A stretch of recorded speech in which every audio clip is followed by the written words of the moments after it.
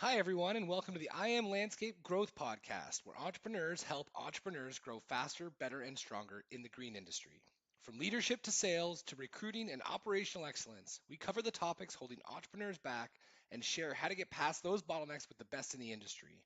I'm your host, Rob Murray, co founder and CEO of Intrigue, a digital marketing company focused on helping landscape companies grow. So sit back and enjoy the show.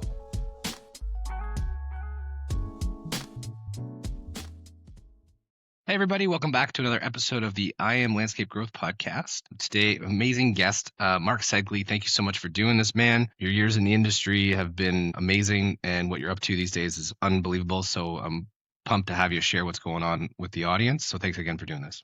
Awesome. Super excited to spend time with you today, Rob, and I appreciate very much the opportunity. Sweet. So, I got to dig up stuff to make sure I know who I'm talking to. And we've had a chance to meet, once or twice out in, the community or industry, or however you want to describe it. It really looks like you kind of kicked off the whole career down leading software companies with MemberClicks, which then I guess is a Personify company and all about connecting members and building community at some level. And it seems like, you can take a lot of those lessons learned into what you're doing now. Then Single Ops and LMN, which is now Granum. And so why don't you just give the Coles Notes version of how the heck you ended up here in the middle of, a leading landscape, an industry leader in landscaping with Granum. Just as, I Yeah, mean, it's a lot to go over. So if you want to keep it quick, go for it. If you want to yeah. drag it out, no problem. I mean, it's a lot to go over because I'm old, Rob. So yeah, like the quick snapshot of how I got here.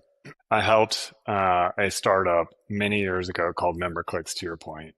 And the easiest way for your audience members or listeners to wrap their head around MemberClicks, if they've ever been a member of an association, gone online and paid their dues or registered for an event or updated their profile, it was probably MemberClicks that they used. So, their state landscape association, all Chamber the of way to, Commerce. yeah, exactly. All of, like, we actually had 3,500 plus chambers of commerce on our platform. Um, we grew that to to very large, thousands of customers across North America. And we took kind of midway through our journey, we took on growth equity, and one of the investors happens to be an investor in Single Ops.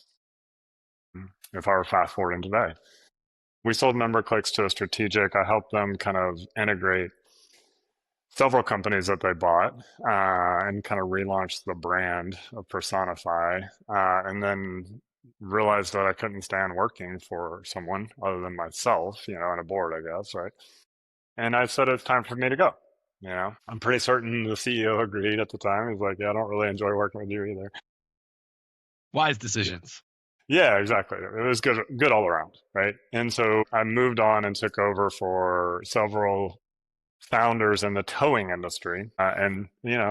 There's software for everything, Rob. And so we launched a brand called Trexero. I helped build that up, integrate the companies that they had bought, and then helped them kind of start the process for merging with another company, which they consummated last year. As I was coming to the tail end of like my time, what I could tell was my time there, I got a call from one of the investors in Single Ops. The founder was wanting to move on, Sean McCormick. Asked if I would take a look. I took a look, fell in love.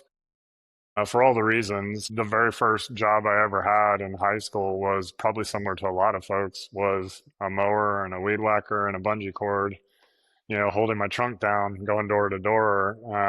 And so I went and visited customers and talked to people. And, I think my first week on the job was Elevate in Dallas 2 years ago. And it was like obvious, like, this is like a great industry. It's an awesome opportunity.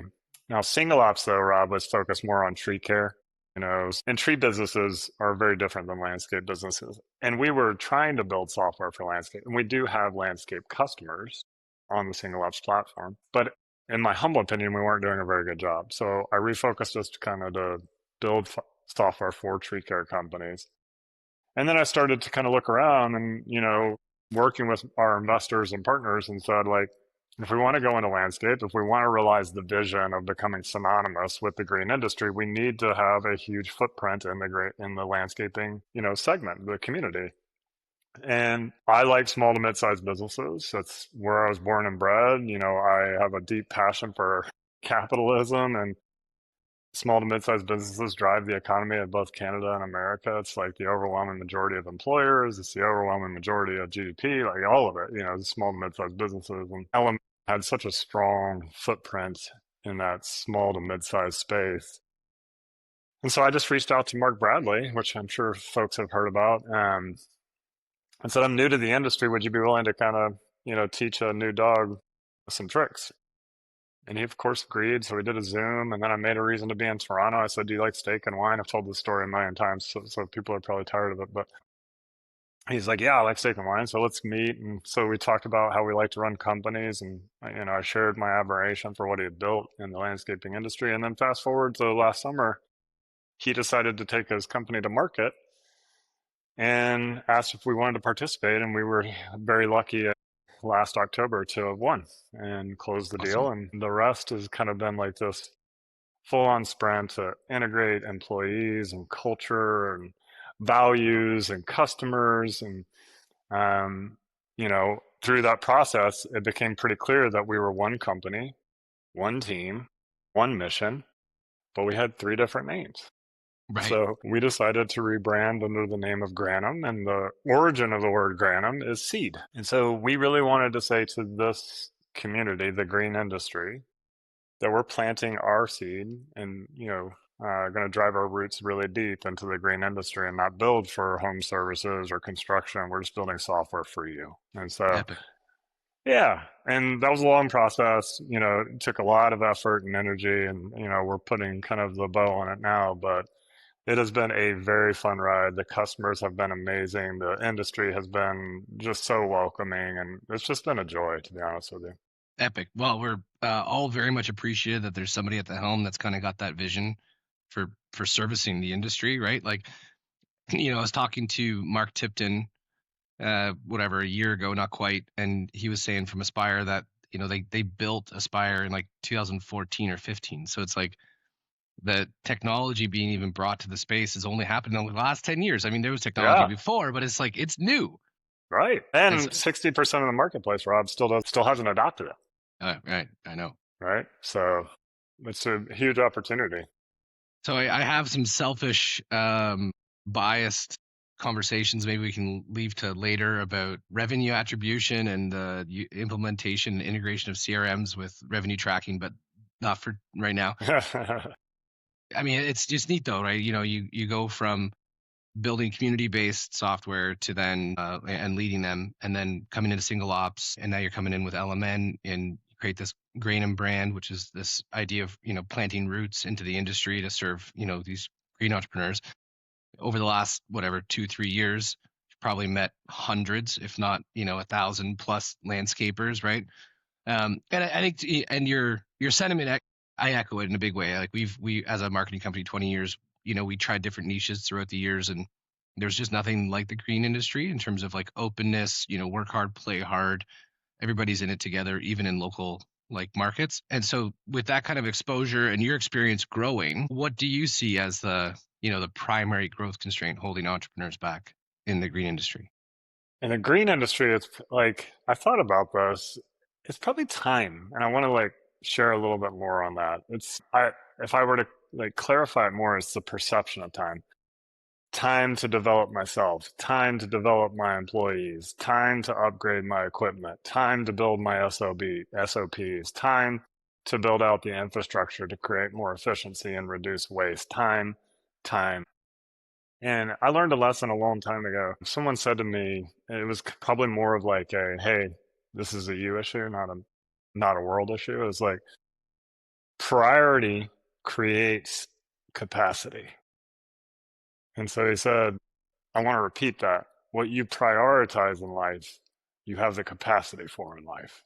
And I was like, well, damn, man. That means that's all on me I then, guess it's on me. Yeah, that's Yeah, it. exactly. Yeah. And so, but I think that's the hard thing in the green industry. Like if I think about my tree care operators, if I think about my landscape, operators and contractors and my customers, and they have a very intense, fast moving, multifaceted business, right? It's not simple. Most people think of landscaping as simple or tree care as simple. the amount of moving parts, the amount of precision, the amount of expectations, the amount of people management and execution is really intense. And I run a software company with thousands of customers and hundreds of employees. And I can tell you right now, my customers have a much more complicated job than I do. Hands down, not even close. Like I've gone and sat in facilities and I've met with thousands of landscapers at this point. Um, I've sat in facilities, I've ridden in trucks, I've met with customers with our customers, um, and I listen to it all, and because it helps me shape how we serve the community better.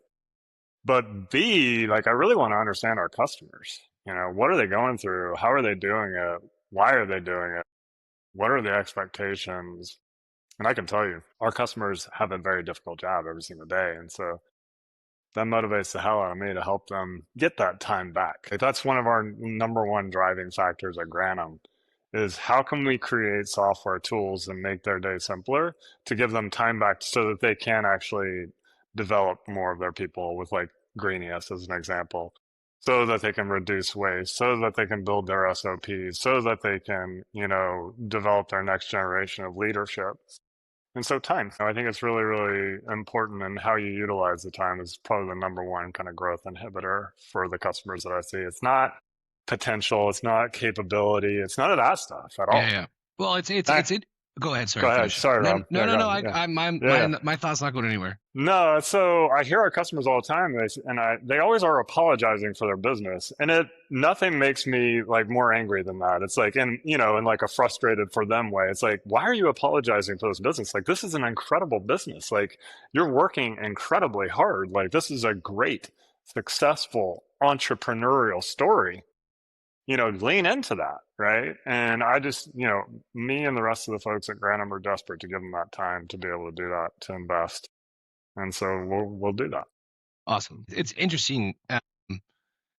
On a lot of levels in the way that you mentioned that, because there's been, at least in what I've been following, reading, studying, working through with peers, this idea of signal noise ratio, and having the time to focus on the signal stuff that actually is going to have the most impact versus being distracted by the whirlwind of every day and the fires we have to put out, that kind of stuff. But what's kind of interesting in the way that you describe this stuff was that when you said time to develop myself was like the first thing you kind of mentioned. So I was just curious, what did you mean by that, and how can people start to maybe do that if they find themselves with some time to focus on developing themselves as a leader?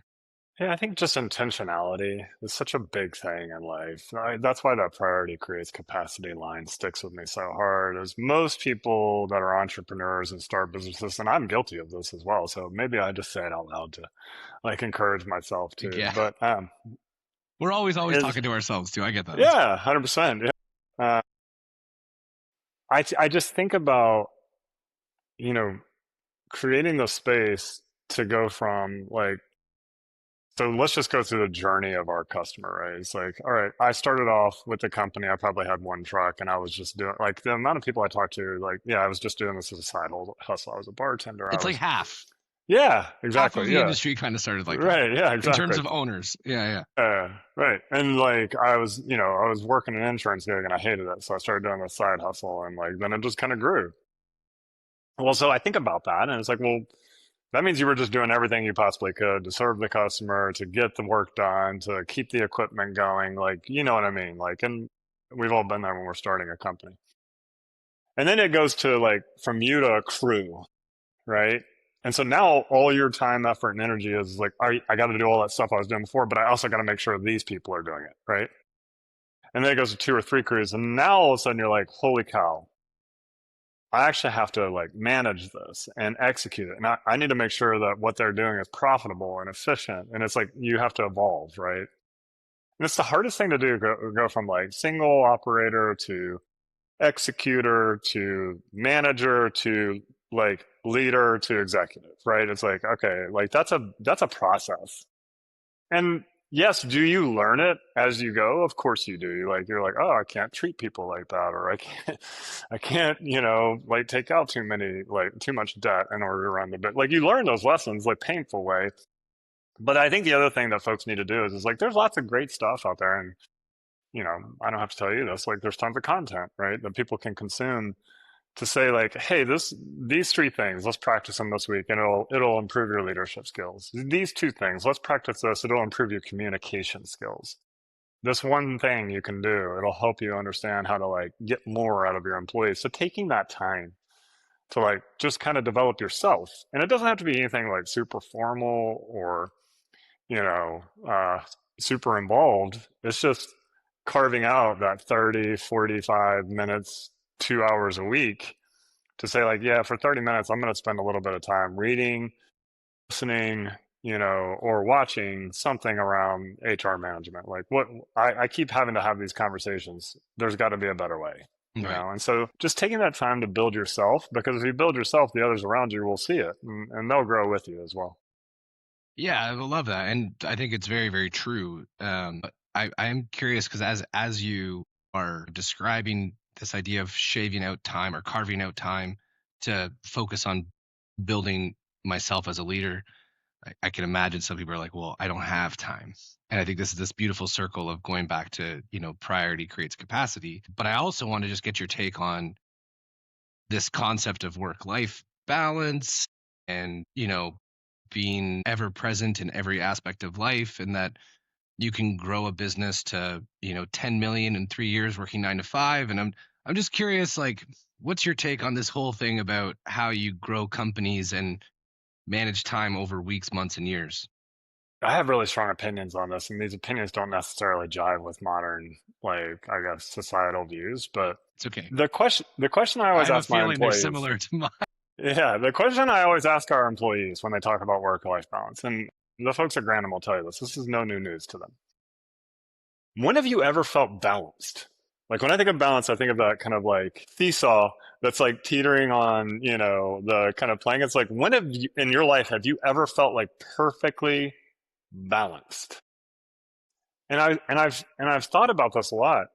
I think this idea of work-life balance has actually created more stress and anxiety than actual work.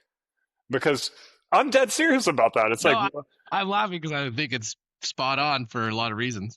yeah, it's like, well, and so I think of life in seasons, and I think about life in ebb and flow. And if you can build a $10 million business in 3 years, working 9 to 5, go for it. I got to Like, get them on this show. I haven't heard yeah, like the get them on the story yet. podcast. I'm gonna listen. This will be my priority creates capacity moment to like tune in. But I can tell you, when I was building member clicks, pre-revenue to 10 million, I was working 120 hours a week, Mhm. every single week for years and years and years and years, grinding. But I wasn't doing it for like to get to 10 million in revenue or to get to 20 million or 30 million in revenue. I was doing it because I really enjoyed the customers. I really enjoyed the work. I really enjoyed the camaraderie. I really enjoyed the meaning and purpose it gave me. And so I think about when people talk about work life balance, I try and recalibrate it to there's seasons in life, right? And those seasons ebb and flow. Like sometimes work absolutely demands more of my time, energy, and focus. Sometimes my family, 3 kids, wife of 30 years, demands my focus and time and energy, right? And I don't ever feel like those are imbalanced. I'm not trying to balance them out with each other. I'm just trying to be present in that season, that ebb or that flow, right? And I think if people spent more time focused on maximizing where they were in the moment versus trying to figure out this equilibrium of like, well, 9 to 5, I got to clock in and clock out, and I got to spend time with little Johnny Jr. and I got to do the laundry, and it's like that's to me maddening and like super stressful. It's like, and it also creates this space, Rob, of like, well, you're keeping inventory of everything that's going on in your life. It's like, well, that's a surefire way to drive yourself crazy. And so work-life balance is bullshit. Yes. And also, only modernized through media in the last, whatever, 130 years of civilization. Like people, before 1900 didn't have an idea of like, well, it's 5 o'clock. I'm not going to keep harvesting my fields. Like, I got to stop this now, or I've got to make sure that, I'm getting the kids dropped off at school so that I can go start my blacksmithing practice. because I think it's an artificial view on life. But I It also is. think it comes from an industrial revolution where people were taken advantage of by entrepreneurs in a lot of regard, and which is where like unions came from and all that kind of stuff. But I think it kind of comes back to the idea of the work itself actually being a good thing. And I think this is like a kind of a big, I don't know, it's not like a side hustle, but it's like an ulterior motive to building an organization for me personally. It's like, how can we create, a human experience that is desired, exciting, fun, tough, builds character, celebrates wins, reflects on losses as a group, you die together, you win together, all that stuff. God, So, that sounds amazing, Rob. but you know what I mean though? Like, Right? Yeah. and bring people together in a place where they can experience that. I think that's just Right. something, but I don't think there's a lot of folks necessarily thinking about this. And I think the reason I brought it up, because it all full circle comes back to this idea of growing ourselves and Right. our people, because you kind of put that in those order, and then time again for creating SOPs and clarity, which I think as you grow through that ladder, I think there was 5 different leaders you mentioned. There was like the executor, the manager, the leader, the executive. I think I missed one, Right. Operator. Yeah. the operator. And so like there's different focuses at different levels. And the reason I'm bringing all this up though is because that intentionality around like, how do I want this human experience to be within this organizational setting has to be, I think it has to be a choice, because if it's not a choice, the choice is made. And so like when you work with all these people and you see all these different businesses, like you kind of have a unique view, not only in this industry, but just from your experience working with associations and businesses over the last, say, 20, 25 years, from your point of this like capacity to grow, to create clarity, to be a better leader, to help people understand. Even the idea that you mentioned about the ebb and flow of life and work-life balance is insane. Talking to leaders that are in small, medium businesses, what do you see as like a common pattern or symptom that they're experiencing that they might just have to hear it, maybe in an interview like this, and they're like, oh, I do want to get out of this and start making a move towards something else and carving out the time and that kind of thing. But is there a common symptom or mindset or something that you see repeatedly? Yeah. I mean, and I think it's been repeated kind of ad nauseum at this point. It's like just doing more is not going to solve the problem. Right. Like, but that is like a natural human thing. It's like, well, it got me this far. So if I just do more of it, it'll, multiply. That's just not true. Right. And that there's lots of like parallels you could draw in life where you'd be like, oh, yeah, that's not true. Like, it doesn't actually work that way. Right. And so I think the biggest thing for people is understanding it's like, well, taking on more or like working an extra 2 hours by like going to the Smiths project and making sure Jeff's doing his job. Just okay, instead take an hour, right? And just focus on you and focus on the business and focus on how you can actually like grow Jeff and like grow yourself, right? I was recently at Hidden Creek. Jason Cromley runs the business. It's an awesome business. It's been showcased in lots of places, but I was like, Jason, like, because he brought me in for his company quarterly meeting and his monthly meeting.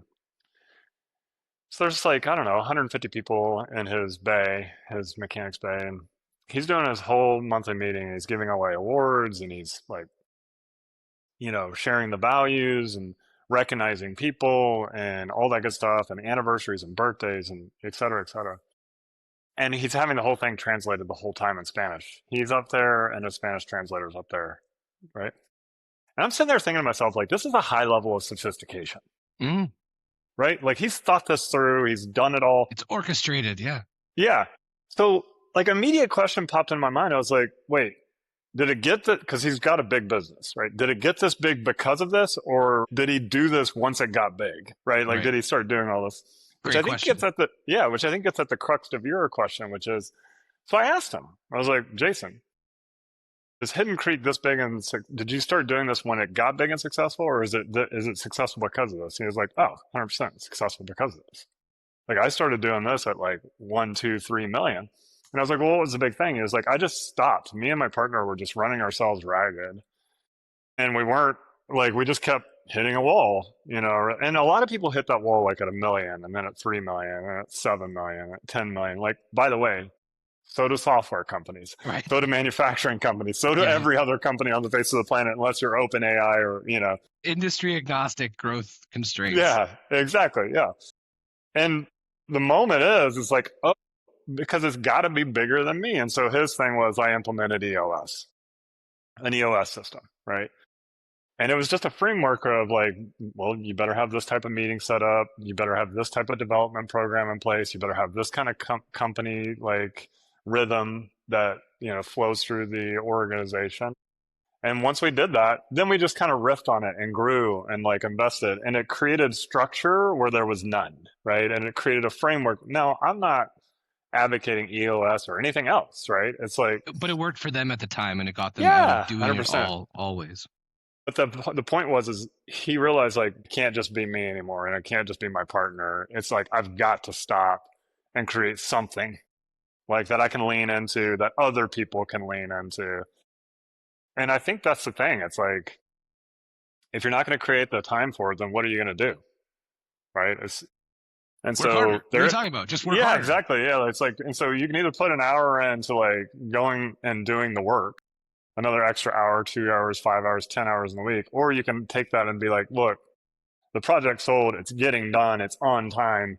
I'm actually going to take the 5 hours this week, 45 minutes a day, whatever it is, right? And I'm actually just going to either work on myself or work on the business and identify like what are the bottlenecks in the business?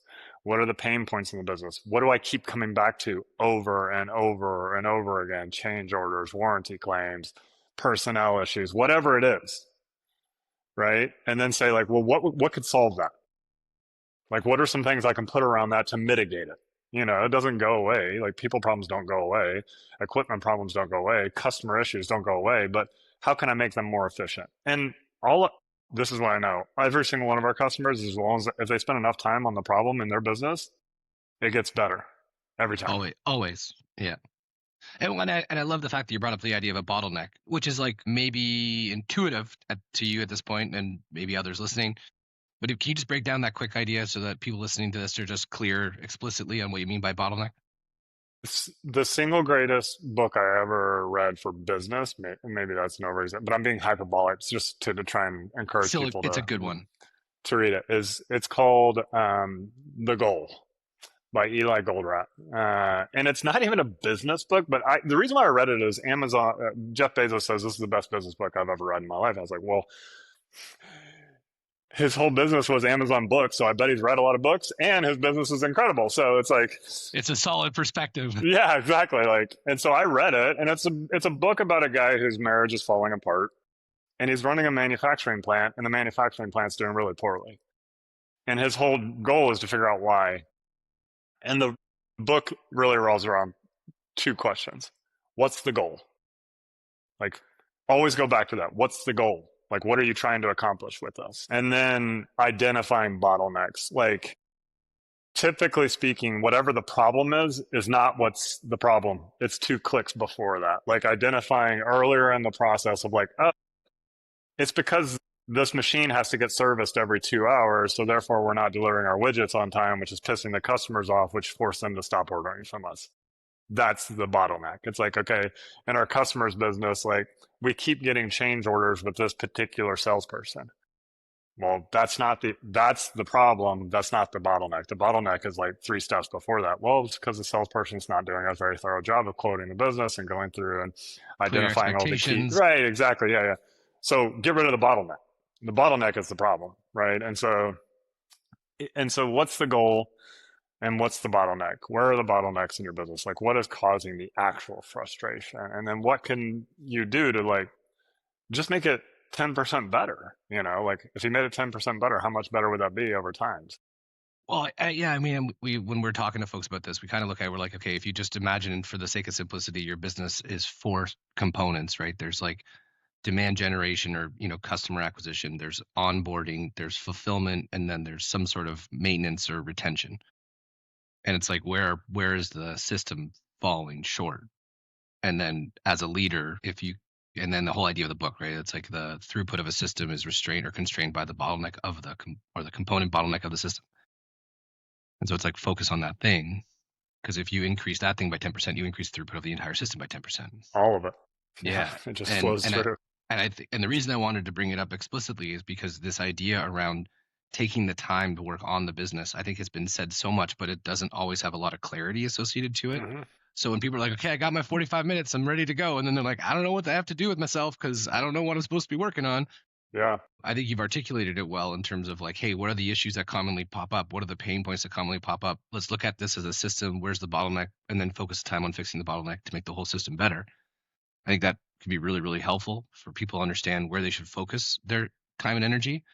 And I think the other thing you said about the EOS piece, not to say we're advocating, one system or another, but the idea that there was a system, it kind of hit me like a ton of bricks just recently. And, we've been using the EOS system and scaling up hybrid for years, but it was like this organizational rhythm that existed without people. It was just the Right. organization had a rhythm of weekly, monthly, quarterly, annual reporting, communicating, celebrating. I just think that's really impactful. I really appreciate how you framed it all for folks. And There's a like, good book called Rhythm, actually, that talks about that. It's like, what is the rhythm of your business? yeah, I haven't read this one. I'll have to check it out. Yeah. Something you said triggered me. When people say, like, I've got my 45 minutes, what do I work on? I think your point's well made. It's like, well, there's a lot of ways you can do this. So, for example, like if I were to open my calendar right now, Rob, there's like 45-minute chunks on each day set aside for specific things. 45 minutes to review the website and all my competitors' websites because it changes all the time. So all I do is spend 45 minutes looking at Jobber's website and looking at Aspire's website and looking at other competitors' websites, Real Green and Explorer and all those guys, right? I'm like, what are they doing? What are they saying? How are they saying it? And then how does that compare to what we're doing and what we're saying and how are we differentiating ourselves, right? 45 minutes. Right? And then the next one was on Tuesday, 45 minutes to review sales calls. So we record all of our sales calls. I go in and listen to the sales calls, not because I'm going to go train the salespeople. I've got people, I have leaders that do that, right? I've got directors and VPs that do all that. I want to hear what the customers are saying. Like, what are they asking for? How are our salespeople responding it? How are they How is our, thinking? yeah, exactly. And how are we packaging up our message? Because that to me is like where I need to lean in. It's like, hey, are we saying what we want to say to the marketplace? And then there's like 45 minutes for just skip levels. So I don't care if you're a 10-person landscaping company. There's probably one or two people you work with regularly, but there's two or three people down lower that you don't work with regularly. Like, go spend 45 minutes, have a conversation with them.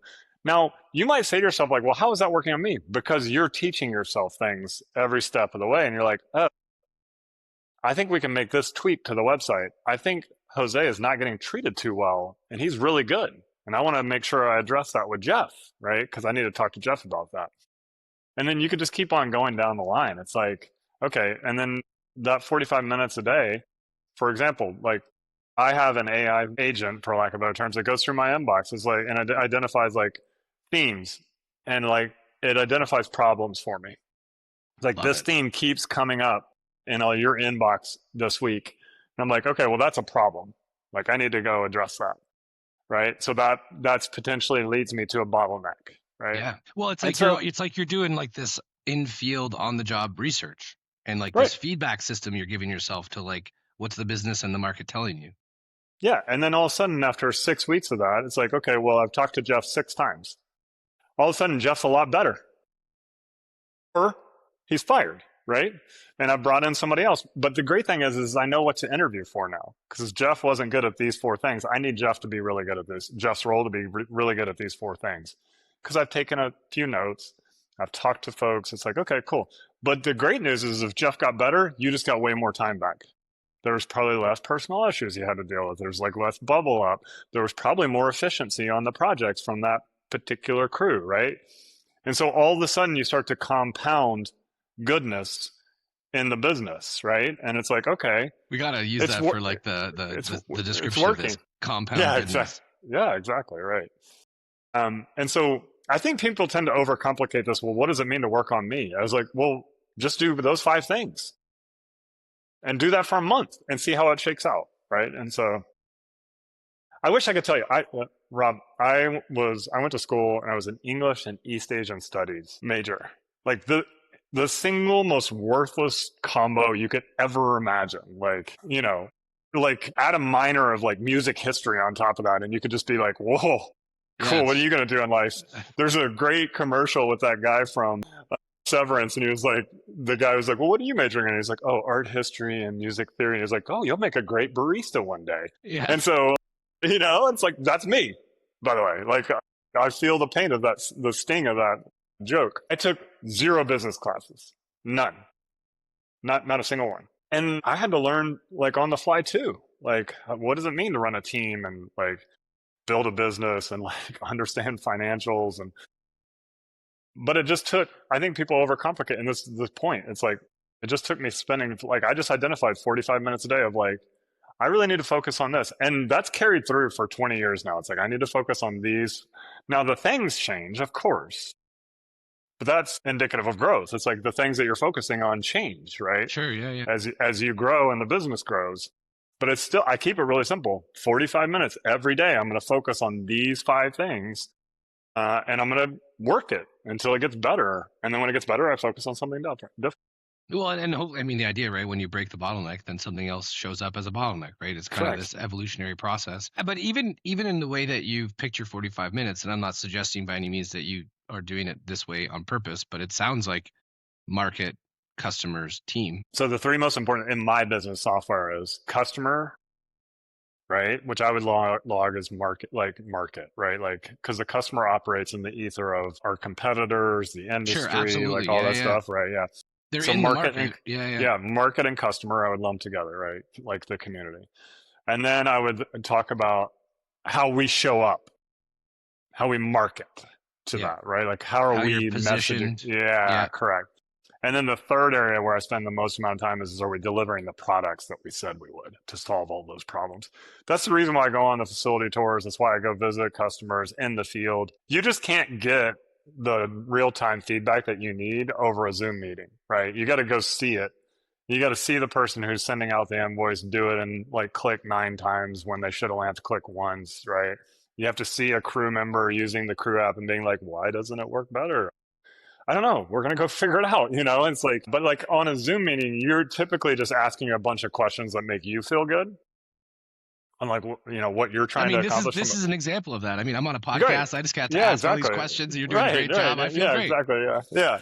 Well, same thing with product managers, right? Like they tee up a Zoom meeting with a customer and they just want to ask a bunch of questions. But when you go sit in the office, you don't like, you can ask questions, but you're going to be like, well, why do you do it that way? It's a Right. different type of question. It's organic. It's like observational. It's like, oh, Real this world. is how this is actually how they're using the product. And so my product managers, my product leaders, me, engineer, like all of us have a requirement to go get out in the field and see Love how that. our customers are utilizing the platform. That's a big deal. Well, and it's interesting too, like, the market and customers to help you figure out what promise to make and then make sure you're keeping your promise. To deliver. Like, I think that's just beautifully simple. And I think that's like one of the biggest things that a leader that doesn't get talked about a lot, but like the idea of creating simplicity and clarity in a world of complexity, and kind of coming back to your whole thing about, they do these landscapers, tree businesses, whatever, they are complex businesses. There's so many moving parts to these things. And as a leader, I think they probably see it more clearly than they think they do. I hear a lot of people like, why don't people understand? Well, it's because you probably have this unique perspective that very few people in the world have about how clear everything should run. But then going out there and making sure it's happening and helping people, orient towards it, but not staying behind a desk or, in an ivory tower, I think that's a big deal, right? Huge deal, especially Real world experience is where it all happens. when you're working with customers that use their hands every single day to build greatness. So you better get out there. Love that. All right. So then what's in store? Everybody's asking, right? Granum's good to go. You got Single Ops and Element and Greenius. There's like some technology behemoths all joining forces. What can people expect?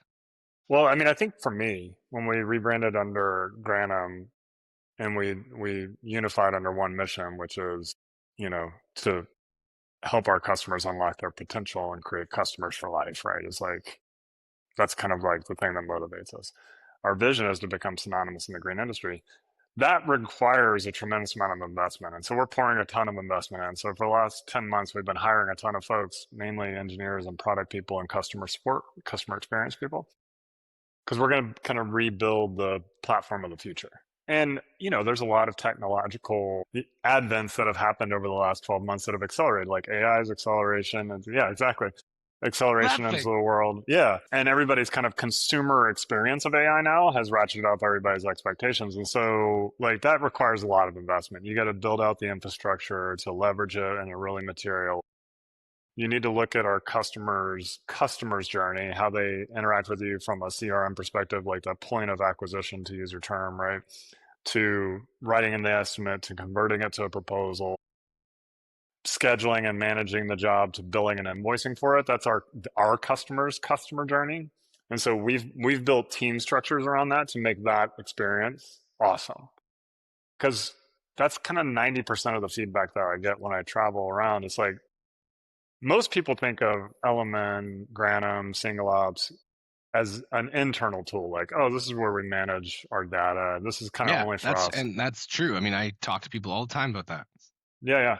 Like But that's what most they're people, when they saying. talk about most people, when they talk about what they want from the system, they want to look great for their customer. I want to be able to get back to the customer as soon as they fill out a form on their website. I want to create an awesome, simple to consume estimate because that'll make it easier for them to sign on the line that is dotted. I want to be able to schedule easily and communicate to the customers exactly what their experience is going to be. And then I want paying me to be as simple as humanly possible. That's nothing internal. It's all outward facing to their customers. Like everything you just said you want is like how you show up for your customer. And so if I were to simplify what's to come is like that entire journey is going to get tremendously better for our customer's customer. And as a byproduct, the system itself is going to be way easier to use for our customers. Yeah, I love it. Well, it's like we always talk about this idea of like how can you make it easy to buy. I think Amazon, going back to the Bezos reference, probably is the best at it in the world in terms of like having twin babies in my hands in 3 a.m, being able to buy a Batman comforter for my Right. brother with a swipe of a finger, and that was it, and deliver the next day. I'm taking friction out of the system. I think that's amazing, and people are going to love it as it starts to unfold. And so, going into 2026, is there anything people should be checking out if they're looking at Granum and either exploring moving to you guys or leveraging you more? I say the same thing. So a lot of sales folks a lot of times bring me into sales conversations like, hey, this customer really like this prospect really wants to talk to the CEO.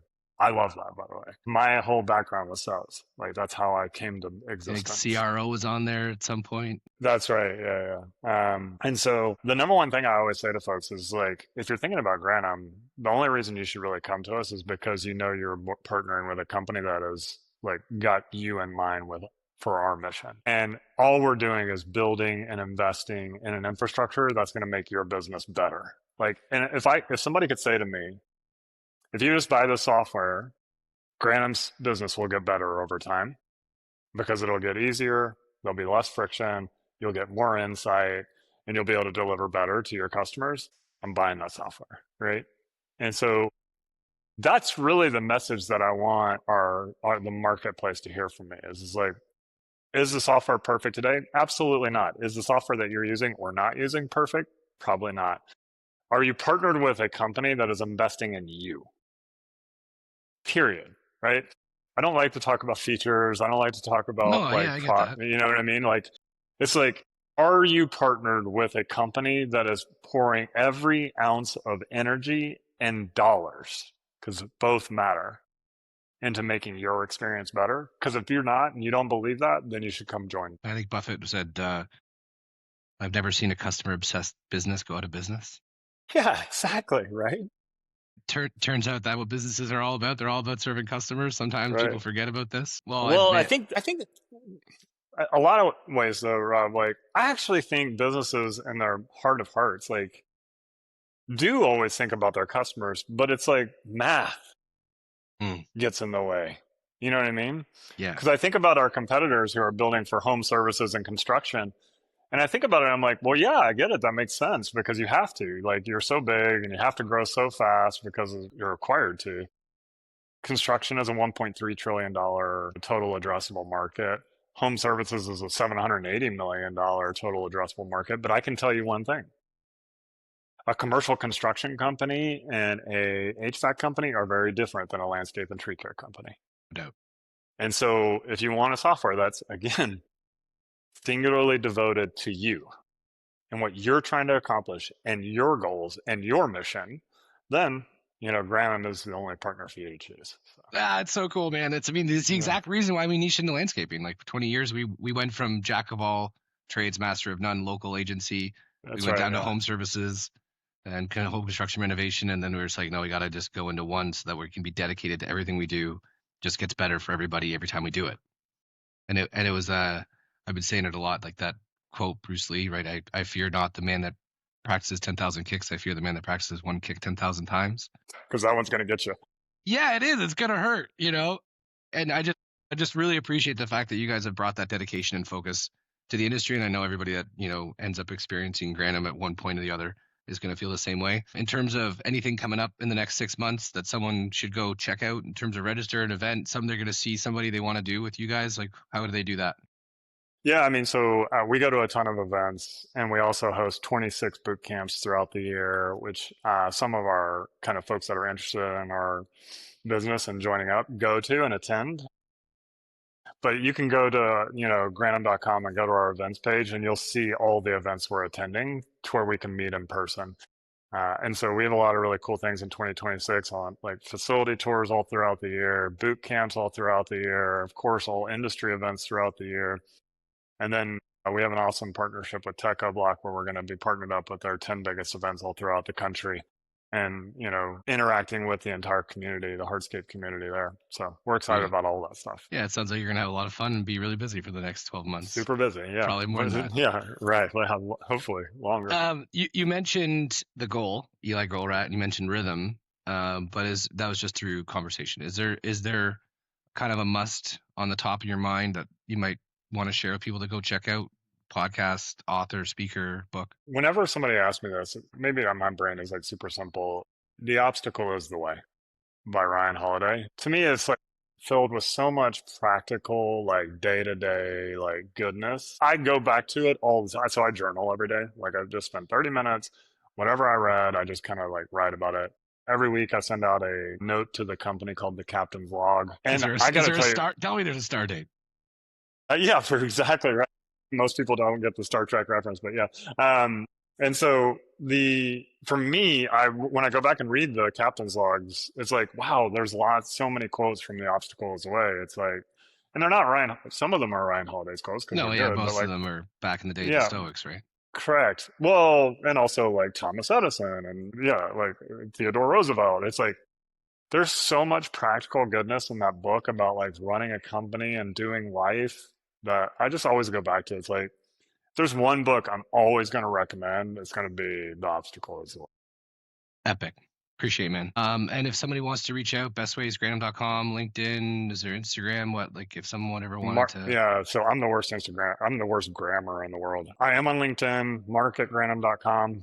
Email me. I'm totally cool with that. mark@granum.com, granum.com. And I'd love to engage and chat. Awesome, man. We appreciate you for doing this and the time to an awesome kickoff 2025 and an epic 2026, my friend. Thanks for doing this, Mark. Awesome. Thank you, Rob. I really appreciate the time.